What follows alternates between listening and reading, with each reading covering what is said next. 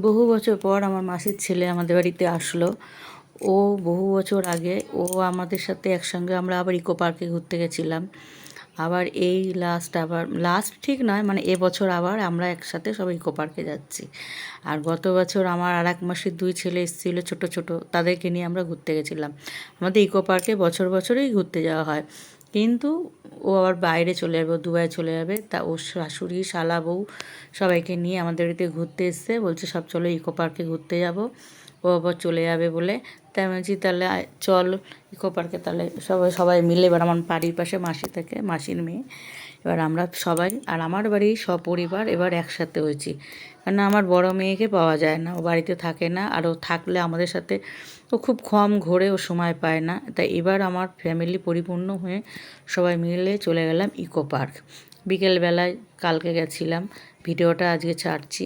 Eco পার্কে গেছি, দেখো ইকো পার্কের সামনে কত সুন্দর সব খেলনা টেলনা বিক্রি হচ্ছে, টুপি খেলনা অনেক কিছু বিক্রি হচ্ছে। তা আমার মেয়ে একটা টুপিও কিনে ফেললো।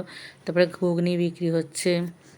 এবার ইকো পার্কের সামনে আমরা চলে গেলাম, ওরা টিকিট কাটতেছে লাইন দিয়ে দাঁড়িয়ে, আর আমি একটু সেই সময় দাঁড়িয়ে দাঁড়িয়ে খানিকটা ভিডিও করলাম, যে দাঁড়িয়ে দেখতেও ভালো লাগছে, জায়গাটাও ভালো। আর দেখো কম খরচে একমাত্র ইকো পার্কটাই আছে যে সবাই মিলে ঘুরতে যাওয়া যায়। যে আর বিশাল বড় জায়গা, ভিড় হলেও বোঝা যায় না যে কত লোক আছে। নিজের মতন করে ঘোরো, আনন্দ করো। সত্যি একটা পরিবেশটাই অন্যরকম, বেশ খুব ভালোও লাগে।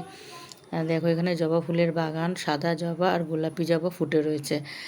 আর যেতে যেতে আমাদের সামনে একটা আম গাছ হয়েছে, ওর ভিতরে কত আম হয়েছে গাছটার মধ্যে, আমে ভর্তি। এই দেখো সামনে আর ফুল গাছ, ফুলগুলোও এবারে শীতকালে গেলে ফুলের বাগানটা ভালোই থাকে, আর গরম পড়েছে যেহেতু গরমের ফুলগুলো ফুটছে, সেই জন্য অতটা লাগছে না, ভালো লাগছে না, ফুল গাছগুলো ফাঁকা ফাঁকা লাগছে।